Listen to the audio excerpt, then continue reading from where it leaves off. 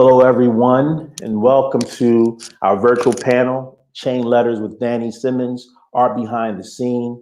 My name is Bankole, and I'm the one of the moderators, as well as the curator for the actual show. And I'd like to introduce my partner, who's actually a moderator as well, and curator for the show, Ms. Denise Jackson. Hello. Hi, Bankole. How are you? I'm great. It's great to see you. Likewise. So I'm a little excited. This is our first episode of our show tonight. How do you feel about it? I'm really excited. Every time I talk to one of these guests, they are full of these incredible stories and all these gems. So I'm really excited for our conversation.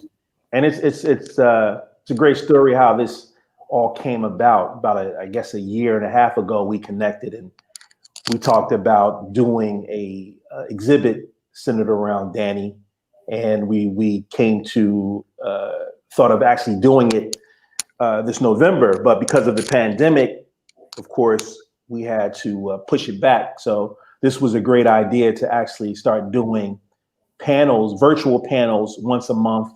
That way, we could actually feature individual paintings every month to kind of work up towards when we do decide to have the show, which will probably be sometime next year. Yeah. And we were going to have, as you said, the exhibit in November with Town and Culture. And Danny had just completed a spoken word poetry album with Ron Carter. So we were going to maybe make it multidisciplinary, have the art exhibit with Town and Culture, have maybe a performance and a panel. And so we've pivoted a bit, and we're going to be doing these virtual panels once a month with Danny and with special guests on various topics around art and the art world and art collecting. So, well, talking about Danny, before we actually bring him in, because he's actually the panel host, before we bring him in, why don't you introduce our guest for today? So tonight, joining us for the conversation are two really incredible people based in Atlanta. We have Kevin Cole, who's an artist and also an arts educator. And then we have Rhonda Matheison, who is the Chief Financial Officer of the High Museum of Art in Atlanta. Nice. Well, without further ado, please, everyone, welcome Mr. Danny Simmons. Hey, what's up? What's up, D? How are you, man? I'm all right, man. How you doing? I'm great, man. Philadelphia's holding you down. I love Philadelphia, man. I've got so much going on here. I thought I was coming to Philly to retire from all the stuff I was doing in New York, and it's just picked up the pace here. Even during the pandemic, there's always something going on. So, I mean, Philly's been good to me. I like this city. Nice. Well, you're pretty much back and forth a lot, so you haven't totally given up New York. So you're doing like both places all the time, right? Well, not as much as I used to. I mean, when I first came here, I was back in New York. When I first moved here 5 years ago, I was back in New York every weekend. Mm-hmm. Then it got less and less and less. Now, if there's something really important, I'll go. But, I got friends there I go to see. But most of my art activity, unless I have an exhibition, is here in Philadelphia, because that's where I moved my art gallery to. So Everything's pretty much centered here now. Okay. Well, as you know, this is our first episode of Chain Letters. And today, our featured piece is called Deep Desire. So we're going to talk a little bit about your piece, Deep Desire, a little bit. Sounds good. Yeah. You want to show that, Dominic, the piece? Well, that's not it. Yeah, but it's got there it is. Yeah. Nice. So this is actually, well, go ahead, Danny. Well, actually, what you have a picture of is a print. Raven Studios saw the actual painting, which is made up of fabric and paint, and loved it. And we started a print project around it. And the actual piece is owned by the dean of an art school, and sits proudly in her living room. But this piece is part of a 4-piece thing. We took the painting and juxtapositioned it 4 different ways and created overlays on top of it and then printed it. So actually, this is one of 4 pieces that make up a very big part. But this can be purchased either as a 1 piece or the whole 4 pieces. Okay. And what's the story you're telling? I don't know if there's really a story I'm telling. There's a sub theme about that I explore in this series of work where I mix African print fabrics with paint to show the abstract nature of African prints and how they are so painterly. And so what I found out and what I loved in exploring is how I can make it become seamless between the fabric and the painted parts. So most people cannot tell what's painted and what's fabric. Okay. Excuse me. And more recently, you were just commissioned to do a mural of this piece, right? Yeah, Philly is, Philadelphia is known for, that's it. Philly is known for its mural program. And this will be the second mural I'm doing in Philadelphia. Now, I have to disclose that I am not the one getting up on the ladder. Right. We're using our color proof. I'll do this and that and the other, but I'm not getting up on a 3-story building and painting. We have young people who are very good at reproducing my work that'll be involved in that. Nice. So, do you have any thoughts centered around the piece, Denise? Danny, when is that mural going up? Do you know when? We're starting the painting next week, actually. So it should be done by the end of September, I'm told. Okay. And this is the 4 pieces together, right? Is that what's on screen? 4 pieces together. Yeah, that looks awesome all together. And one of our panelists, Kevin Cole, he has the 4 pieces of it. As a matter of fact, Kevin has a few pieces of mine. I have a few pieces of his. I mean, we've been swapping pieces, buying each other's work for a few years now. I'm a big fan of his, and he's a big fan of mine. And that was Kevin's wall that we just showed a minute ago with your artwork on it. Maybe it's a good time to bring Kevin and Rhonda on to talk a little bit about. Exactly. So, please welcome Kevin Cole and Rhonda Matheison. Hello, what's happening? Hello. Hey guys. How's it going? Hello. Hey. What's happening? We're doing great. So we were just talking about Danny's piece, Deep Desire, and Kevin, he mentioned, and we actually showed that you actually have all 4 pieces. Yes, that's correct. Matter of fact, as Danny mentioned, we have a number of his pieces, and one of the things that I enjoy about his work is the mark making and the depth of space when you look at an idea of push and pull. And when I first saw the fabric piece, he did it so well. I was wondering what part was painted and what part was fabric. But when you look at his work, his mark making is sensational. I mean, you look at the work, it's somewhat of that hard abstraction, which is a combination of Norman Lewis and maybe Mark Tobey, if you're familiar with those artists' works. And so, not only do we have that one, I have one of his drawings that I bought from somebody else. Okay, good to know. Yeah.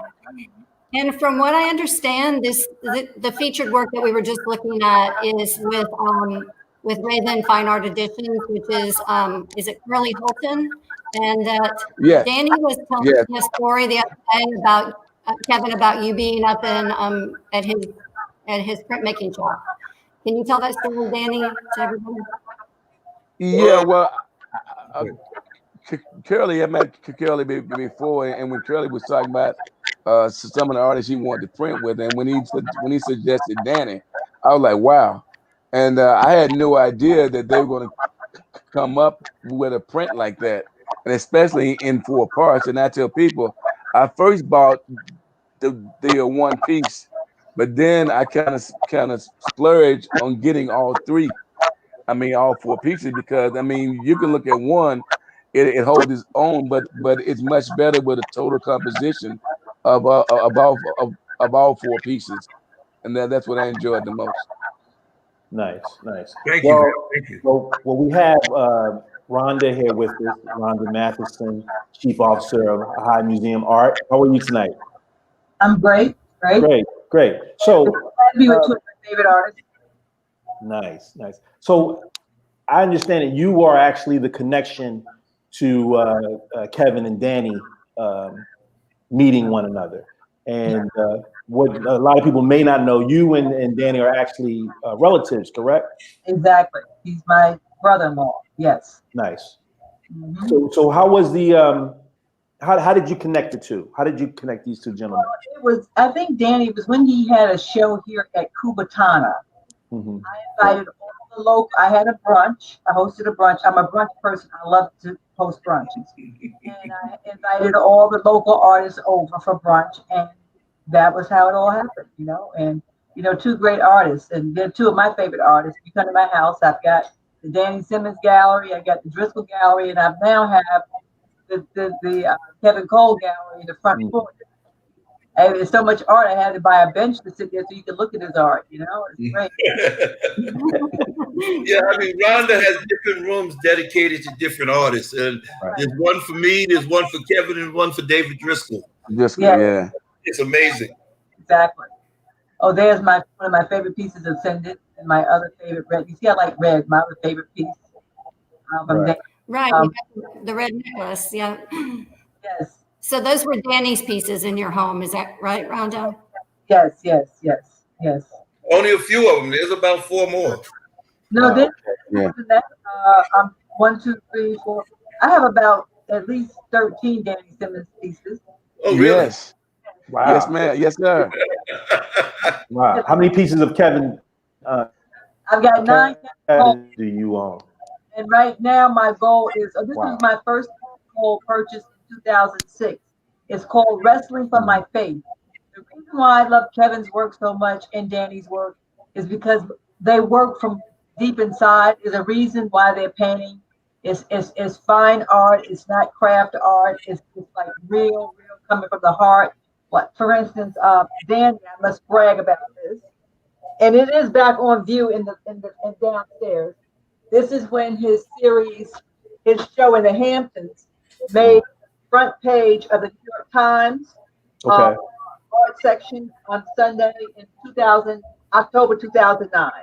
Okay, nice. It was sensuous abstractions, and it said that the Hamptons has never been the same since that show. Yeah, you sell like pieces to the Hamptons like all the time, don't you, Danny? Like every year you sold like a. Every year, for many years, every summer I had a solo show at one gallery or another in the Hamptons. So, Right. And then it was always in conjunction with different fundraisers I put on for Art for Life, my foundation, Rush Philanthropic Arts Foundation. So when I was out there to raise money for Rush, some gallery would offer me a show, and we'd have it in tandem. So it was a great thing. right. The other key thing is with Danny and Kevin both, they like to do themes, you know, they like to do series. Like this series is called Spiritual Rhythms, and I have several pieces from this show. And I have much tell this story, Dan. The little red piece that you saw called Ascension. This is the first time. Danny opened on 57th. You know what 57th and 5th is in New York? Right. Right in the Red 9. Before moving to Atlanta, I worked in the Solo building. I was in international finance for Avon. So coincidentally, the same day that Danny was opening the show at the Bill Hodges Gallery, I was going to New York on business for the museum. So I said, okay, well, I'll come to the opening. So I come to the opening on the cover of the wall, and then, you know, I see the piece. I said, okay, Danny, I must get this piece. So 2006, the National Black Arts Festival decided to bring galleries in for their gala, right? Mm-hmm. So there with my husband, I said, Chris, Ascendant is here. You must see it. This is what our next purchase from Danny is going to be. Well, lo and behold, I have an aneurysm after I'm there for 15 minutes at the event. And when I got out of the hospital, Danny said, Rhonda, Ascendant sold. I said, it did? So 2 years later, I get a call from him at work. He never calls me at my office. He says, Rhonda, guess what? Bill Hodges returned some of my artwork. said it was part of it. I said, well, see, you're not taking care of your business because you thought it was sold, therefore you didn't get paid for it. And it's been, laying. So P.S. I got offended. Okay, I got it. It's one of my favorite. That was nasty. And so I have so many little gems here.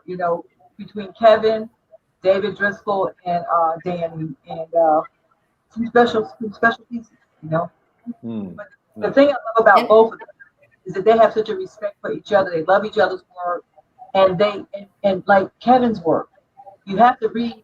Okay, Kevin Cole, Straight from the Soul. I don't know if you've ever seen this book, but actually, Put it up a little bit. David Driscoll introduction for the book, and I must just share a couple of things with you that I put little stickers on in this book. Okay, hold on. This is a quote from a local person. His selfless commitment to continual learning amplifies the dynamism of his artistry. Okay, this is what they said about Kevin. And then one of the other things, and Dave, this is what David Driscoll said about it. David, this is Annette Stone. Stone Kelton. Let me read what David said though, because that's really important. David loved both Danny's and Kevin's work. Much of what Cole does, quote from David Driscoll, as a painter, printmaker, and sculptor, has an intergenerational effect beyond what many of the other artists with whom he interacts do. His teaching is not in academia, but in the public school system of Fulton County. So just Nice. a couple of things. But this is a beautiful book. This is really a beautiful book. And, Yeah, that looks beautiful. Yeah. One of my pieces is in this. Okay. Wrestling for My Faith is in here. Wrestling for My Faith. Nice. Early. So Danny, what pieces of Kevin do you own? I think I own, let's see, I own the big print, I own the little print, I own 4. Okay. That's a print actually that Kevin did with, and it sort of turned the wrong way. So you guys are gonna have to, I don't know if you can juxtaposition, but that's a print Kevin did with Curly Holton. And Kevin came to Pennsylvania. We had a big, beautiful dinner, and I bought one of his prints from Curly. And that same night was when Curly decided that a couple of months later that he was going to work on my print. Right. And Kevin, could you tell us about your main motif in your artwork for the people who don't know what was in that painting and kind of that print, and what's kind of your main motif? Well, I always tell people that my work started off in about 3 or 4 different issues. Number 1 is the story my grandfather told me. Number 2, the relationship between sight, sound, and color. And there were 2 events that have changed our lives forever. And that was September 11th and Hurricane Katrina. When I talk about the concept of my grandfather, when I graduated from high school, I didn't want to go register to vote. My grandfather took me to a tree where African Americans were lynched by their neckties on their way to vote. So that's the reason I use the necktie image in my work, and then I always have carried that concept and motif, which is now more relevant than ever, the idea of voting. And in 1994, there was documentation of a lynching that took place a mile from his property. And when I talk about the relationship between sight, sound, and color, I listen to music as I work: jazz, hip hop, gospel, R&B, and blues. Matter of fact, my grandmother had a blues club, and she allowed a lot of the blues singers to actually play there. And when I talk about September 11th, I was supposed to be in New York that day. And for some reason, I decided not to go. So a friend of mine by the name of Bill Stevens, he took a picture of a little boy holding a piece of aluminum. So I started working on aluminum as my protest against September 11th. And when you look at the idea of Hurricane Katrina, I had a lot of friends that were there. So I started a series that was entitled Fragments of Frozen Sound.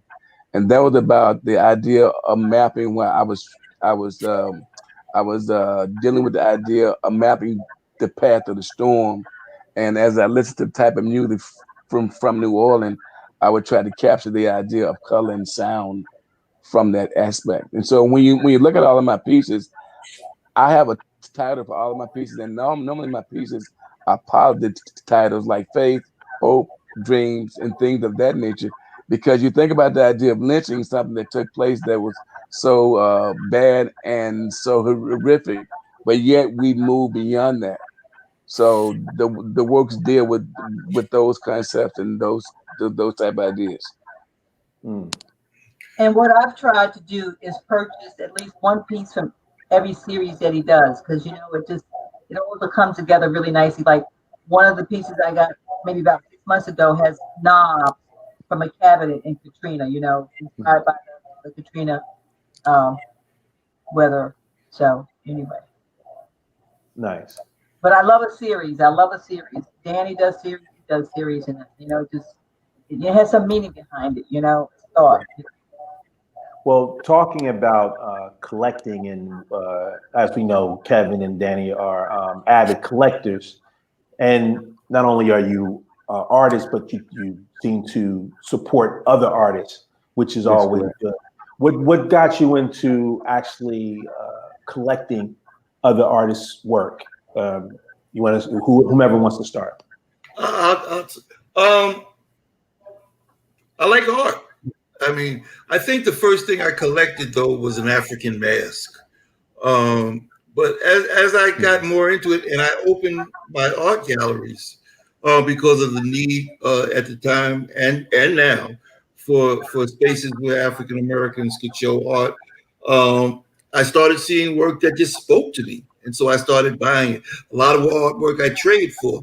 Me and other artists would trade pieces, and eventually I built a collection. I probably have 1,000 pieces of art by now. I had to build a whole storage out of my backyard just for artwork. So, but just seeing the work, but then also to support other young artists.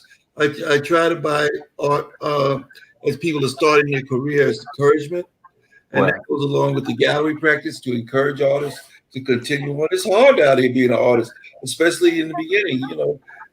So if somebody likes your work and buys it, and encourages it, years later it becomes something that perhaps is worth a lot more money. Sometimes it's not, but it's always a beautiful piece that you have in your home. So I have Danny, the art and how that is. Well, I know for me, No, I did my undergraduate at University of Arkansas Pine Bluff, and it's a historically black college. And I noticed my professors, the late Terrence Corbin, Henry Linton, they were collecting each other's work, and you wouldn't go into their homes, and they would have some magnificent pieces by each other, and they started talking about how they would trade pieces. And so that became the idea of I started trading with my classmates. Not all of them, because all of them weren't good, but then some of them I would trade with. And so I ended up building my collection. Even going through graduate school, I would take my pieces with me. And it's like Danny said, I've always supported a lot of young artists. And then at the same time, uh, it's like a drug. I tell people, I think we have at least about 400 or 500 pieces. I mean, I've bought pieces where I've eaten them up under the bed and tell my wife that I didn't. I don't know where it came from. you know, I tell the story that she and I was buying a home, and we had our other home for sale. And Benny Andrews, I finished talking to him, and Benny said to me, he said, I want one of your pieces. And I met Benny in 1994, and I had a show with him. And Benny wanted to trade for one of my pieces, but I was so young and stupid, I said no. So when I met him got with him in 2006, he said, I want one of your pieces. I want to buy one. I said, no, Benny, we'll trade. And at that time, we were paying 2 mortgages. Benny sent me a collage and a line drawing. And she said, Kevin, I told you, we cannot buy nothing. I had to get Benny on the phone and tell Benny I didn't buy it, that we traded. But she was like, we can't buy nothing, Kevin. We got to pay these 2 mortgages. But I tell people, and it's something that when you look at it, the idea of other artists work, because sometimes I know with Danny's piece, the last piece I got, the mark maker, and he's using a color just like a yellow, which is very difficult to actually work with. And when I saw the painting in Houston, that's where it was. And I said, man, I like that piece. I like that piece. I said, I cannot afford it. And he looked at me and he said, okay, I tell you what, if you like it, I'll send it to you.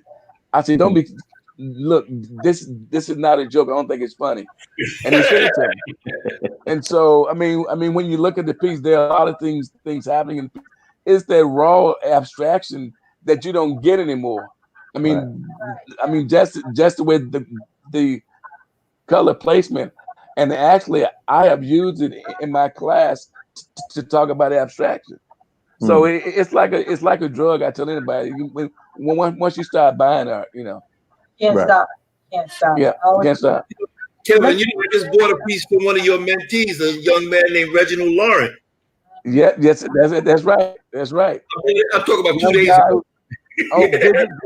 Yeah, I saw it on Facebook. I hit him up. I said, "How much you want for that piece, man?" So it's good. Yeah. It's good. So I saw you post that on Facebook, Danny. I was curious how you found that artist, because I saw you post it. It was a cool piece. Oh, it was a very cool piece. I saw it on Facebook, which has become the bane of my existence. I find a lot of art on Facebook. I end up buying. Well, let me tell you how I got my Andrews. Kevin, both Danny and Kevin know Victor Dobson. He ran a gallery in our job that he started 35 years ago. He's now transitioned away from that. He'd be our type of money. Rhonda, he'd call me, Rhonda, I got a Benny Andrews. This is after he passed away. And this is how much money I need, and da-da-da-da-da-da. I said, okay, boom, thank you. And then one day he called and there was something else. He had found out David Driscoll, the herbalist. He said, Rhonda, I know you collect David's work. I need this amount of money. I said, here's my American Express card, boom. So there's different ways, you can collect. It's amazing. Sounds like a drug dealer to me. And see, one of the things, one of the things that people don't know is I purchased my art on a payment plan, okay? Right. Where I pay so much a month for a piece.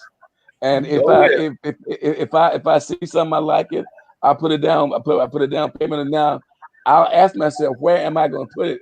Or my wife would say, where we gonna put it? We'll just move something around and we rotate something. Right. And one of the things I do, I try to get at least 2 pieces by an artist. I buy one I may sell and one I may keep. Right. Yeah. So people buy art for different reasons, because like you say, certain people just like art, and then they also buy art because certain artwork and certain artists, their works are appreciated after a certain time, right? So some people are just like, as far as collecting work, that's what they're going for. They're going to try to find certain artists that they know that if I buy this piece now, the piece is going to be worth a certain amount. Danny, could you talk about the titties, please? Well, okay, I'll talk about it. What I'm going to speak to what Bankole was saying is, by the time that you can look at them and say, oh, this is going to increase in value, they're probably too expensive then for me to afford. I usually get artists their work when they're young and they're coming out the gate, and I think I see promise in them. I have artists that I bought when they showed at my gallery. Nobody bought the work, and I bought it because I like the work. That is worth thousands and thousands and thousands of dollars now. Right. But also I have work that I bought that's just pretty work. I would love everything I bought to invest, but art is you should not buy it. Or let me not say that. for me, I wouldn't buy something just for an investment. I would have to love that piece of art also. Right. You know, Okay. at the stage I buy it. Now, if I had $1 million and I said, well, I'm going to buy this thing for $300,000 and next year it'll be worth $400,000, that people are speculating like that now, and especially in the black art market. Right. Yeah. You know, Right. one of the great things about my career is that I've transitioned somehow into the secondary market where my art is traded in the auction world. Mhm. So you know, if your art is traded in the auction world, it sort of establishes a baseline value, you know, that people and give people confidence to buy your artwork. You say, oh well, you know, if I need to sell it, I can always take it to this auction house. I can take it to that auction. Now, Exactly. you go look for a dealer, and my auction record is pretty strong. So what would you say to a young collector just starting out, how to go about the process of getting into collecting art?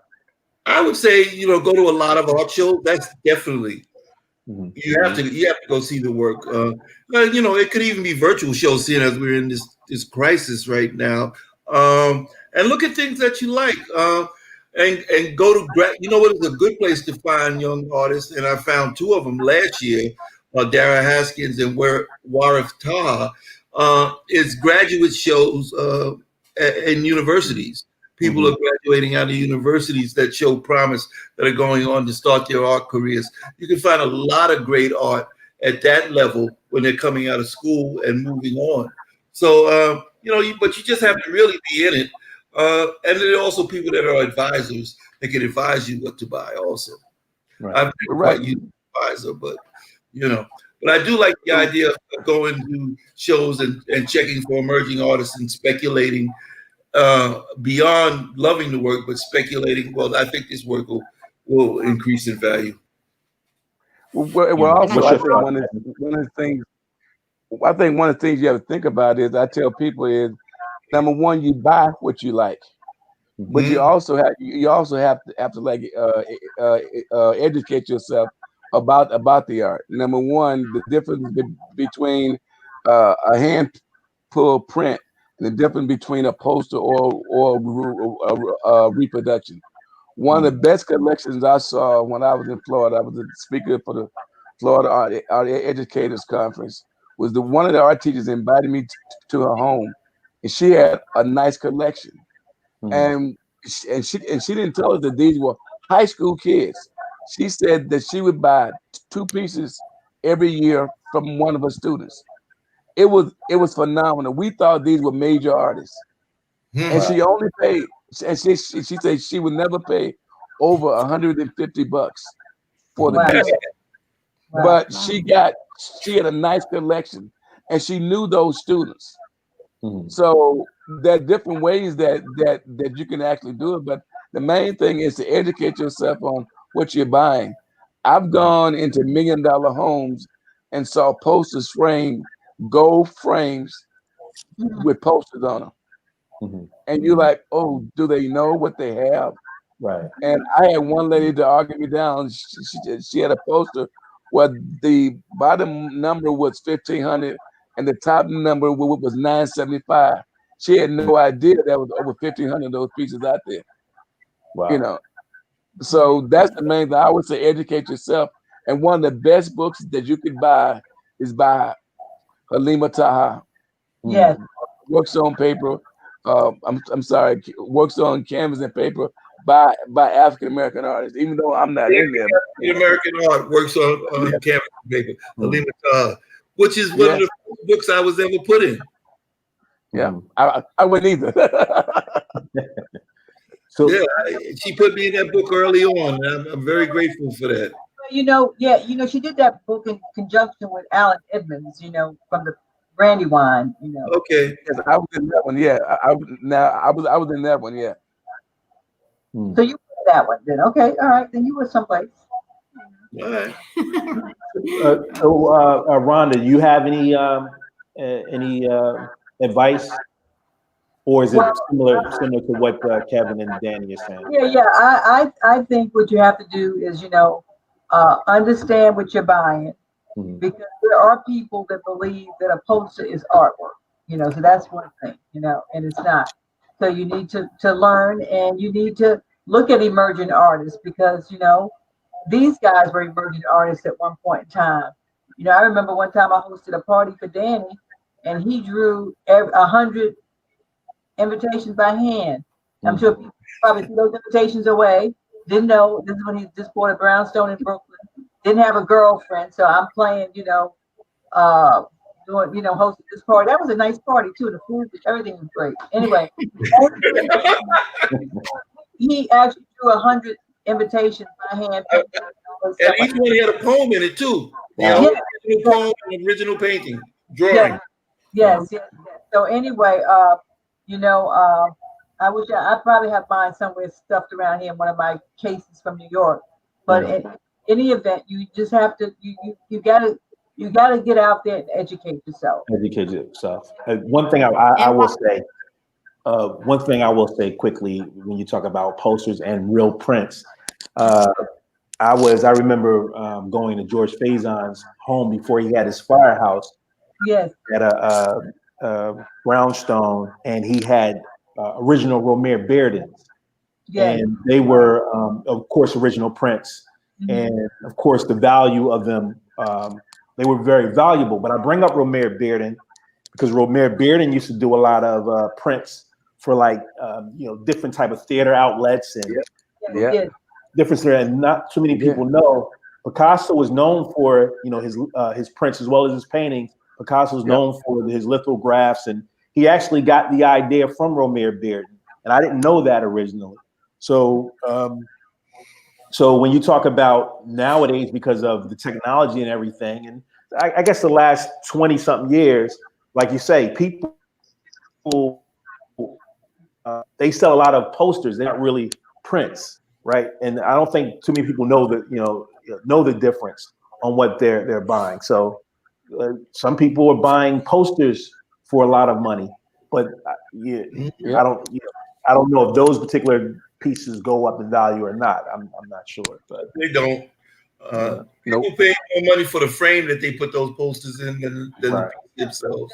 Exactly, because they don't know what they have. But I have one of the greatest art stories that I like to share with you. When I first went to my husband's parents' home, because growing up in New York, you go to museums. It's part of your life. And in the 4th grade, my friend Claudette Simone, her mother was from Latvia, and she was an artist. She'd been in a concentration camp. She loved to do a blackface. She just loved it. She loved me. She called my parents. She invited me in October, probably when I was in the 4th grade, to go with them to an art show and to come over for Claudette's birthday weekend. From that point on, I was always going to art shows with them. And she was an artist herself, and she had a gallery, Danny, and over there at Rego Park, that Rego Park. So anyway, then of course Danny became in my life. You just get into art, but get off track. What I'm trying to say. Don't forgive me. That's all right. That's okay. Art changes your life. It's a life-changing thing. You go spend, money on tchotchkes and things like that. Go and invest in a piece of art. Start someplace. There's some place for everybody to start, and it's just, I love it. And I'm just glad that I have a husband that just says, "Okay, Rhonda, I'm gonna trust you." Because Kevin knows and Danny knows. I'll say, I want, because I also collect African masks. I bought quite a few African masks from Danny's African art collection, and we got one en route now. Hopefully, Danny, you got it. Send it on down to me. But so Rhonda, what is the as far as the museum is concerned? Right. The collection of the museum, how vast is it? How large is the collection, art museum collection? Well, we have over. Don't answer that question right now because I've had it in my mind. But the bottom line is that since we started the David C. Driscoll Prize, which I'm in charge of, we have collected. We've added over 50 works of art by African American artists. Nice. This is the catalog that I put together on the occasion of the 15th Driscoll last year, because I really thought it was important for our donors to understand that we have been buying art with the proceeds. Mhm. And we also created an endowment. So the first year, when we started this in 2005, we netted $57,000. Nice. I started the African American Art Restricted Fund for collecting African American art. Because prior to that, we had one donor, Sandra Backus, who's now deceased. When we wanted to buy African American art, we'd go to Sandra, we say we want to buy this, she'd give us the money for it. So we had no ongoing, this is the only area of collecting that we had no money for. So then the second year, I netted 162,000. So I took 100,000 and started the endowment fund. And then I put the other 62 to the restricted fund because you can spend that right away. Okay, so over the 15 years, the endowment fund is now at $1.2 million. And my goal is to get it by next June to about $1.6 million, $1.7 million. And actually last week I raised about $50,000 for the endowment fund. Nice. We have collected during this time 50 works of art by African American artists. So we put this together and gave this as a giveaway last year. We have all the donors that have given to the Driscoll Prize. I think Kevin's name is in here. We've used some of those funds. Kevin, that piece that we got from you, the print. Yes. Yes. That was like 30,000 or something. So these are all the donors, and it's just how did the CFO end up getting to do this project is because when no one else would step up on the development side, I told Michael, girl, I'll do it, and I just said, I called like Monica Pearson, I called Veronica Biggins, I called Curly Dosman at Georgia Pacific, I called about 5 people. They bought in, and they've been buying in. This will be the 16th year, would have been this past April, but because of the pandemic, it's been rescheduled for April 30th, 2021, so. And Rhonda, I'm glad you brought that up because I know you've been really instrumental in the Driscoll Prize at the High Museum and these acquisitions, and you've been a really big part of that. Can you tell people some of the artists who have been recipients of the award, because you've had some really phenomenal artists recognized? Yes, let me just tell you, their names are right here, so let me just tell you that. Actually, it's even better to look at my book. Now, this is a nice thing that I'll share with you. This image on the front was gifted to the museum by my husband and myself. You mind holding it up? Yeah. Yes. It's called Women in Interior. This was a print that Curly Holton and David Driscoll went down to Costa Rica because David wanted to get the fabric he wanted to use for this. He offered a good deal. If you could provide the seed money of $10,000, you would get 2 prints, but you had to donate one to a museum, and you would get a tax deduction for it was $30,000. Okay, both prints valued at $15,000 each, and so it was a no-brainer for me, being a finance person, to get a $15,000 deduction and to also give, this print to the museum, for my husband and myself, and so anyway. It was a good deal no matter how you slice it. So let me tell you who. So in terms of our artists, we had Willie Cole. Willie Cole, you guys know Willie. Both of you guys. We've had Xavier Simmons, who's a photographer from Brooklyn. We've had Renee Stout from Washington, D.C. This is the artist right now. Now Renee was so interesting. When we called and told her that she was a Driscoll honoree, she first hung the phone twice. She said, finally, the 3rd time we called, she said, I don't have any money to pay any bills right now.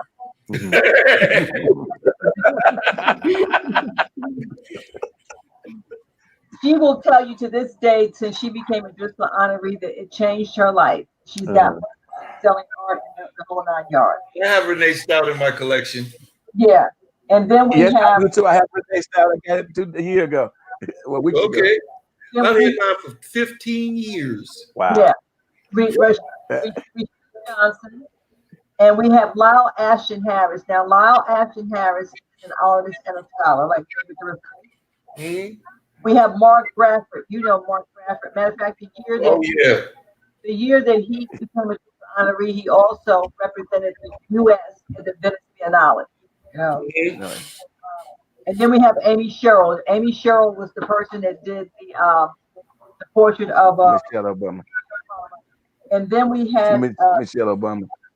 yes, Right. and but Huey Copeland was last year, but he's a scholar. And this year we have coming up Cyrus, Jamal Cyrus out of Houston. He's an emerging artist out of Houston. He's the 16th annual, and I hate that we had to put it off a year, but he'll get his honor next year. Did you have Kehinde Wiley? No, Who, no, Kehinde did a project with him, but he wasn't Driscoll honoree. Okay. He had an exhibition. Okay.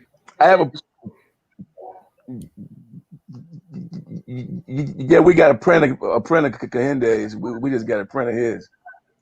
Mm-hmm. Yeah. Okay. Yeah. We had this show, but this year we've got a real lineup of African American things happening. We have the David Driscoll retrospective that opens in February, and so that's we're excited about that. You know. Nice. He was excited. We're finally going to have it, and of course he won't be here for it. So it's a little sad, but it's okay. We'll get, you know. And we got a beautiful catalog that we worked with the Portland Museum in Maine. We're co-organizing with Portland Museum in Maine. Because that was accepted home was up in Maine, and so it's gonna be quite nice. You know? And Kevin, I think your piece that Rhonda's recently put in her collection, does it have something to do with David Driscoll? Yes, the piece is about I met David in 1993, and when I was going for my undergrad at Arkansas Pine Bluff, he and the late John Howard, they actually studied with Hale Woodard. And John Howard told me, he said, if you come to UAPB, David might write about you one day. And he did in 1993, and then David and I remained friends. But one of the things he kept telling me in terms of my work, even though I taught like high school and college, but he would always tell me the whole idea about faith. And the pieces, the piece that Rhonda has, a piece that Rhonda just acquired, is entitled "When My Faith carries." Well, I'm sorry. When faith determined. Yeah. Go ahead. Is it when faith changes circumstances? Yeah, when faith changes circumstances for David. I forgot. Yeah, it's when first faith changes circumstances, because they was always talking about having faith in yourself and your work, despite of your situation. He always encouraged me to keep working. And so when David made his transition, I had started on the piece, and I think I talked to Ron, and she told me he was sick, and I gave him a call, and I didn't get to talk to him, but I left a message for him, and then when he made his transition, I went ahead and I finished the piece, because I started a lot of the mark making and a lot of the symbolism in terms of the patterns and things that were etched into the aluminum. Yeah, that's and lovely. you talk about the ball you put there for Kobe. Yeah, there's also a basketball in there, because I thought about that part in terms of when you look at Kobe, and this was a sign of the times, as well. So, you know what? Maybe we should, before we're going to ask the audience if there are any questions. We're going to take about maybe 2 or 3 questions from the audience. But before that, is there something that you want to ask them, Denise, in reference to? There is a question, just from my perspective as a curator. It's something that comes up, and I've had briefly this conversation with some of you, is how both as an artist and a collector, how place, meaning geographical place, affects what you are creating and putting out in the world and what you're collecting. And by that, I mean, for example, being in New York in the art scene or being in the art scene in the South. How does place make a difference in what you're creating and what you're collecting? Well, I think for me, being in the South and being able to afford 3 studios on 4 acres of land, I could never afford that in New York or any place else out in LA. So, but at the same time, I'm 15 minutes from the airport, which allows me to be anywhere I want to be. But when you look at having the space to do large scale works, that's very important to me. But as a collector, I also have a place that I exhibit not just my work, but I exhibit other artists' work. And occasionally, what would happen, before the virus, a lot of artists, we would get together and chat sometime and talk about buying work or even trading work. And I'm a part of a group called Cobra, which is a group of artists that have been together for over 50 years. So, but I think where you are doesn't have a lot to do with it, because with technology, you can just hit a button and be anywhere you want to in the world. Kevin, well, one quick thing. Could you just mention about your commission you did at the airport for the international terminal? Yeah, I was fortunate that I did a 20-foot by 55-foot piece for the Hartsfield-Jackson International Concourse entitled "Soul Ties That Matter." And to make a long story short, one of the things I did was I went to the airport, and for 7 days I asked people what are some of the most important words that were in their family. It was love, faith, friends, family, peace, hopes, and dreams. So the piece is entitled "Soul Ties That Matter." Nice. So well, let me address Denise's question. I think that there's a difference in pace between the East Coast, New York art world and the art world down south. The United States has really distinct geographical art worlds, and sometimes they overlap, but a lot of times they don't. A lot of people know people in the New York art world that don't know any Southern artists, and Southern artists really don't know a whole lot of New York artists. It's a strange phenomenon that the United States, that I've found over the years, is very sectional in the way they look at art. It's really a lot more dense and competitive in New York City. I mean, I didn't participate in the art world that as a lot of the people who came through Rush did, but I mean, it was important that you had to be here. It's important you had to meet these dealers. It's important to do this. Yeah.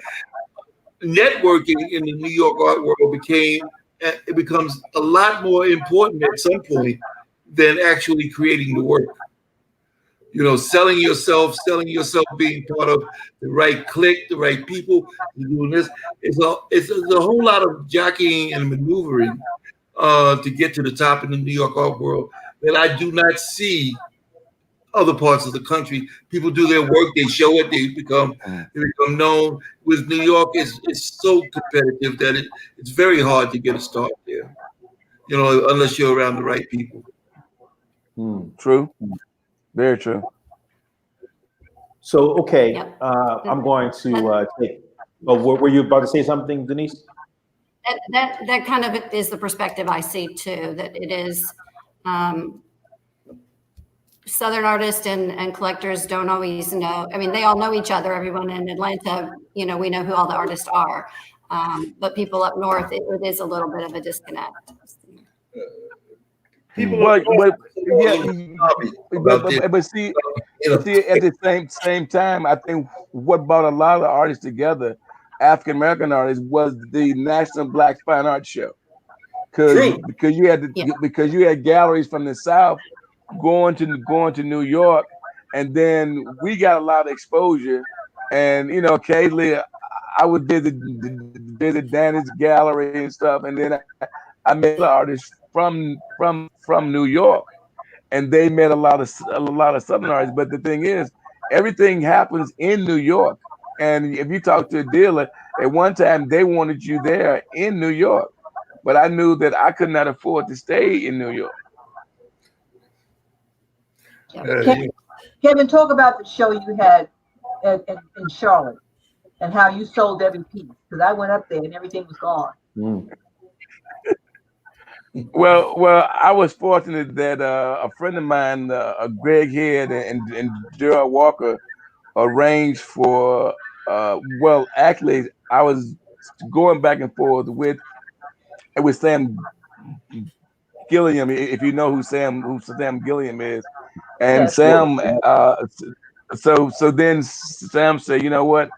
I've been thinking about us having a show together," and we had a show together, and it was at the Gantt Center, and I was fortunate to sell the.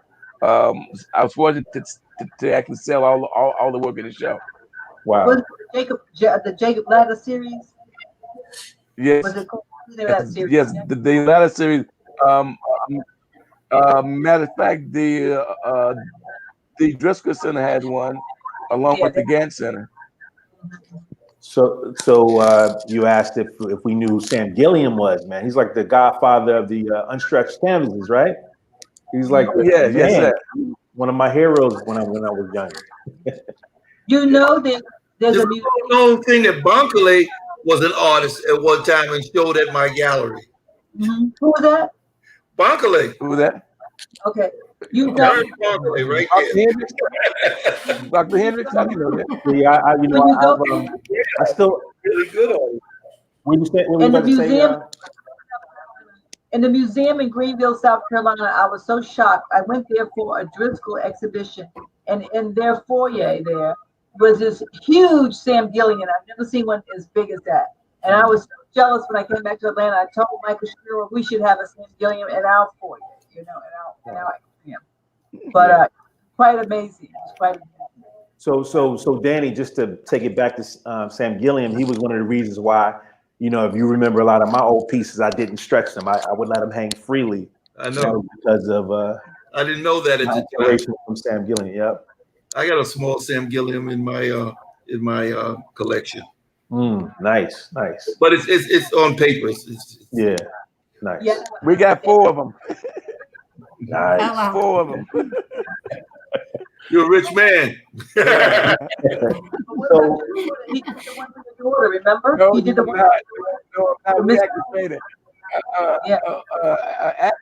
Actually, Christmas in 2008, I brought my wife one, but the reason I was able to get it is because when I first met Sam, he told me there was two things that I needed to do, was to paint larger and marry that woman, and I did both of them. nice. So we're going to take this time and take at least a question or two. So do we have any questions? Okay, we actually do. Reginald Laurent says, ask Kevin if he, say it again? He was the one I just bought. Oh, wow, okay. Right. Yeah, Kevin, yeah. Ask Kevin if he could only do one style of art and one medium, what would he choose? Ooh, that's hard. Oh, I would say I would do the wall sculptures. I would do the wall sculptures. Nice. Because of the fact that I'm one of the few artists that is bending wood. Because I'm actually bending wood, and if you ask me how I'm doing it, it's an ancient black man's secret. That's my favorite work of yours, brother. Nice. You know what? We'll take one more question from me. Okay, Susan Ross, Kevin, has being a member of Afro Cobra changed your art? I don't think I don't think that's changed my art. I think what it has done was increase my awareness of what art can be and what art is. Because when you think about after COVID, they were like the Black Panthers of the art movement. And these are guys who all of them are well educated and very sharp individuals. But they made me more aware of who I am as a African American male. Right. Nice. Okay. You know what? The time goes so quickly, but we'll take another question. Suhaila asks, I don't know if you remember Suhaila, Danny, but you've met Suhaila before. Question: what are you all thoughts on the growing field of digital art? Artists who completely rely on digital technology to create their art. Is this part of the quote unquote real art world, or does it stand alone? I think it takes the same amount of creativity to think of images. It's just a different technique. So yeah, I've always thought that digital art has a place in art. It's a new category.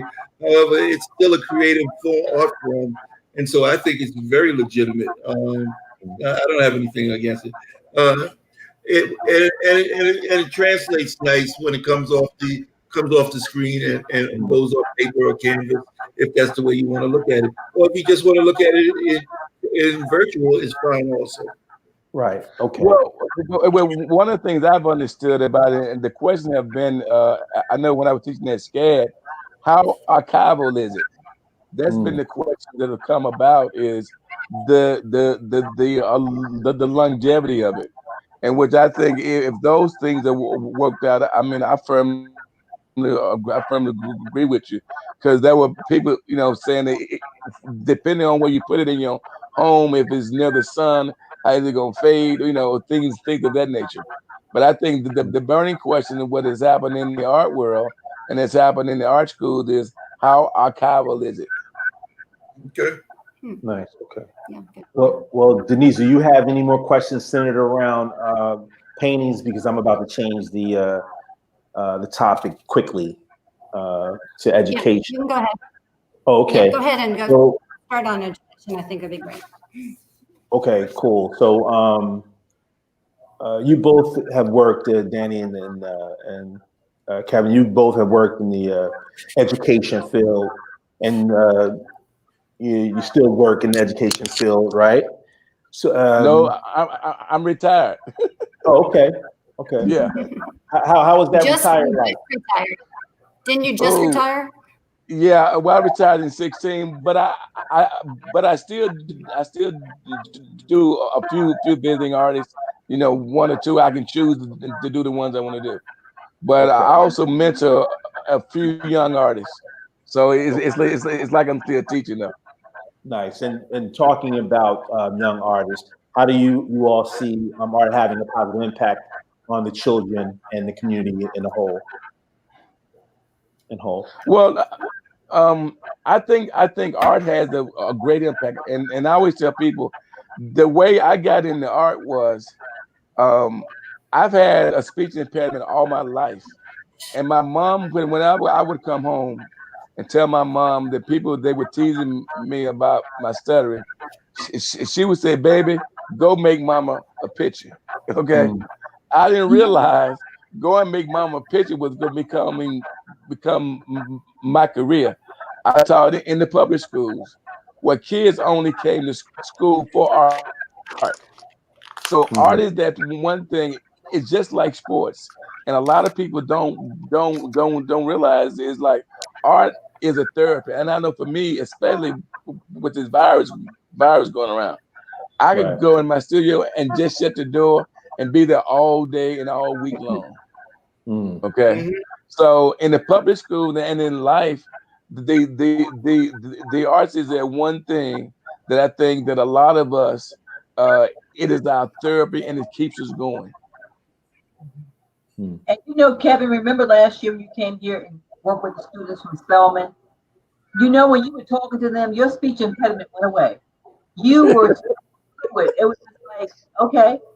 And we were like, amazing education people at the High Museum. They're like, Rhonda, we need to pay him to come and do this for us. I was like, yep, y'all do. Y'all do. Well, thank you. So you have any words, Danny, on the topic? Art education? Well, I'm not an art educator, but I provide opportunities for children through the gallery. So we have, we had in gallery classes up until the pandemic. Now we have kids from all over the country signing on to our virtual class. I mean, for the last 20 years, we've been giving art classes for free to kids. It changes kids' lives. We've had kids start in the first grade and stay with Russia until they graduated from college and going on to teach art themselves. So, I mean, I've watched the benefits of arts in education. So I really and advocated for it. So, I mean, it's an integral part of a child's education. I mean, they do better in every aspect of their lives if they have art in their lives. And it's You have any thoughts, Danny, Rhonda? where can people find those virtual classes? What would people look up to find what you just mentioned? Oh, you would go to our Facebook page, Rush Arts Philadelphia, and there'll be a registration form there, and they can they can get to the art classes. They're free Saturday mornings. They start at 11 o'clock. And what ages? Do you know what ages they are? We go up to from about 6 to about 13. Although if you're online, we don't really care how old you are. But we're start an adult class for teenagers and young adults also. Okay. If we have kids to like 12, 13, mostly now in the class. Go ahead, Bonk. You say? Do you want to put any? I was about to ask Rhonda if she'd like to give any thoughts towards education. No, I think that, I think our education, you can't live without it, And our one of the saddest things right now is that because of the pandemic, our education department has somewhat had to shut down because there are no school trips. I look when the kids come to the museum. I go over, I talk to them. There was one day, this little boy said to me, I guess because I had my badge on, he said to me, Miss, we had the Picasso show there, Picasso show. Mm-hmm. He was in the hall. He said, Miss, is there a floor with all, he was about in the 4th grade. He said, Miss, is there a floor with all Picasso? I said, back in 1993, we had a show that was all Picassos. I will make sure that we do that again. He got it. He wanted this artist in depth. He wanted to see more Picasso. Right. And that warmed my heart that he was thinking when he was in the 4th grade. So everything was Picasso. And I could see the difference in his work, There's something about that. So that was amazing. I love the kids. I love to go over to the galleries when the kids are there. Because it's what it's all about, Mm-hmm. Art is something that is life-changing, What would we do without it? I don't mean to be a snob or anything, but going to your school system, you went to the museums. Your family took you to the museum. It's within your life. It's part of who you are. You can't live without art. I was so happy the summer my son stayed in New York with Uncle Danny and interned at Rush. He would call me and says, Mom, I'm at the Met. Mom, I'm at MoMA. Mom, I'm, downtown at the public theater or something. Then he went to France. He says, Mom, I'm at the Orsay. I didn't even know he knew anything about the Orsay. Mm-hmm. To take Amsterdam to the Rice Museum. The Rice Museum is not, it's like in the suburbs, it's not like right there with the Van Gogh Museum. So, it changes your life. The life. Because you wake up in the morning, there's one of the great things. I was in Boston one day for a meeting, and I had to be at the museum early. There were people standing outside the Boston Museum of Art with their easels, ready to go in. I said, boy, this would be great to have this in Atlanta where people are so just to run into that museum before it opens, an hour after drinking their coffee, an hour before the museum opens. They run in with their easels, their docents and everything. So, it's just, it makes a community better. If you have a community, it makes life better. Nice. Well, we're almost coming towards the end of the show, the panel. But before that, I'm going to. I think we have one more question from the audience, and then I'll ask a question afterwards. Lionel Lofton asks, "Do you think that the younger generation that's coming along now will be serious about collecting art?"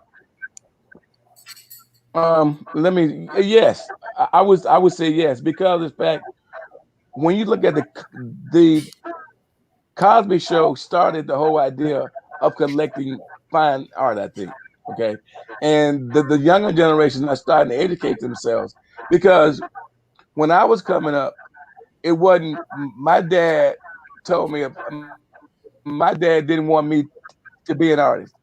Because he said the idea of a starving artist. And I always tell the story that when I graduated, I had I had a lot of scholarship offers to come with sports, and mainly they were academic and art. And so I told my dad I was going to go to school to become an artist. Even when I started, got a guy in the paint, told me go outside and, and paint the house. but but he explained to me later that he thought I would be a starving artist. So now when you look at it, it's the same thing with a lot of the young collectors.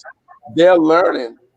They're learning that this is the real thing, and they're buying artwork instead of posters. Whereas Right. you find uh, in school they're introduced to art, Mhm. and I think a lot of it had to do with the Cosby Show. Mm. Let me deal with that for a second. I think the younger generation looks at art a little differently than my generation and the generation before that. There's so much talk about how much art is appreciating and how art is an investment. I think the younger generation is more conscious of art as an investment over art as an aesthetic value.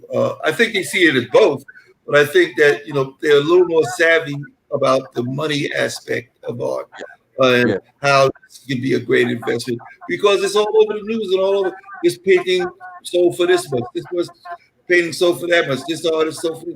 So people are looking at art nowadays more as investment. I think that society as a whole is more focused towards what things are worth in economic terms than aesthetic terms. But I do think that the young generation will invest in art because it is such a great investment. I mean, yeah, art probably appreciates more than any other thing that you could buy right now if you buy the right art. true. Mm. Yes, yes. Any last words on that, Ms. Rhonda? No, I totally agree. I mean, I'd rather buy art than a new dress myself. Right. And talking about art, that's a beautiful art piece around your neck. Thank you. Yeah, go Ferguson. Go Ferguson.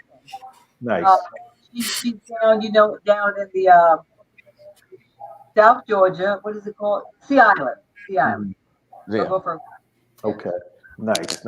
Well, we want to thank you all for joining us tonight, and I know we all have been navigating through this pandemic. And before we leave, the last question is, what positive do you think that will come out of this time as far as art is concerned?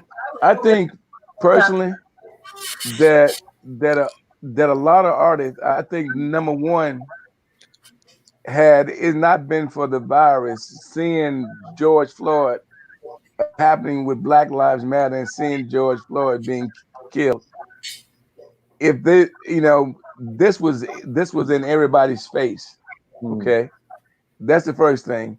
Number two, I think for artists, it gave us the opportunity to sit back and reflect on what is it that we want to say and how we want to say it.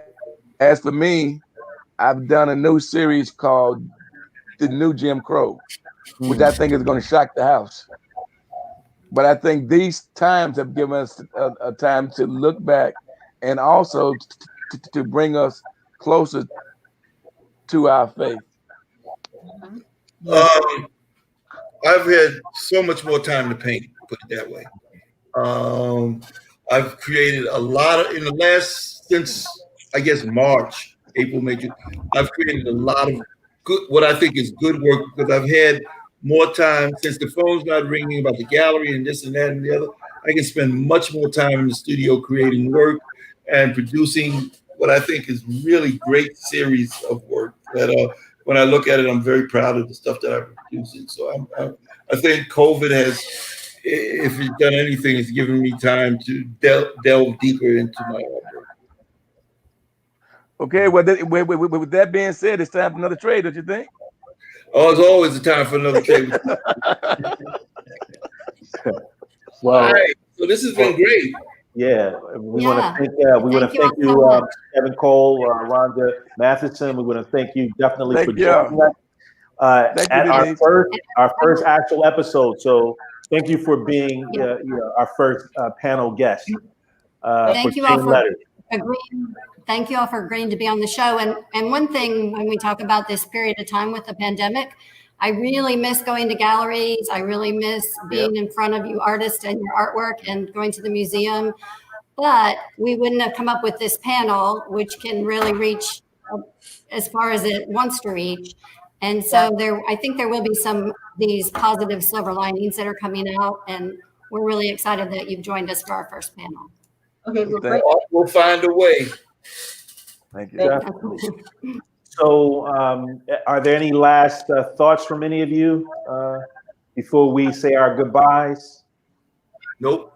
Okay. Well, I want to once again thank you both for joining us. And Danny, we're going to actually let you go along with the panel. Okay. And we will talk soon. All right. Peace, y'all. Bye-bye. Bye. Well, good night. It's a great show. So that was a great first episode. Yep. You know, yeah, they were fascinating. Blue Stop is very enjoyable. A lot of people really enjoyed it. So we have another exciting panel next month coming up, right? So we have our guest next month is Russell Simmons. Danny's brother, Russell Simmons, next month. So we hope that you all tune in. What day is that next month that we're? So we're going to have that streaming on Wednesday, September 23rd. We're going to try to do these toward the last Wednesdays of the month and do one a month. Each one will have its own featured painting, and we're going to have Russell join Danny on that show. Nice. So I think it'll be a great one to tune into. And also just wanted to mention to everybody, if you have any questions about the artwork or anything related to that, you can reach out to us. You can reach me on the Town and Culture website or Denise at townandculture.com or through Facebook, any of the mediums that you've watched this show. So if you have any questions, we'd love to talk to you about the art. So Dominic, put up the Town and Culture website quickly while we're on here for the okay. Yep. So as Denise stated, if you have any questions, because the work is for sale. Right. There are some of those prints that we showed at the beginning, the fine art prints. There are a few, I believe, of those still available. Deep Desire. Yep. Prints and along with a few others that you will actually see if you get in contact with us through this site. Yes. So until then, keep viewing the art. Yep.